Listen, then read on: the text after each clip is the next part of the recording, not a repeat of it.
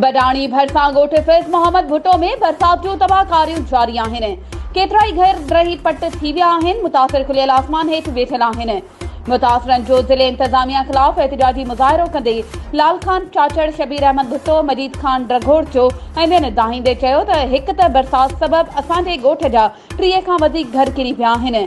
ॿियो त दरिया जे पासे में ॻोठ हुजण करे दरिया में चाढ़ सबबि सिम निकिरे थी, जंहिंजे करे असांजो सवें एकड़नि ते बीठल सारियालो फसल बि ॿुॾी तबाह थी वियो आहे। हिन वक़्त ताईं असां वटि न चूंडियल नुमाइंदा पहुता आहिनि, न ई को इंतज़ामिया तरफ़ां असांखे रिलीफ मिलियो आहे। असां बिलावल भुट्टो ज़रदारी ऐं DC कश्मीर खे अपील कयूं था त असांखे टेंट ऐं राशन ॾेई ॻोठ जो पाणी कढी ॾिनो वञे ऐं असांजी परेशानी ख़तमु कई वञे।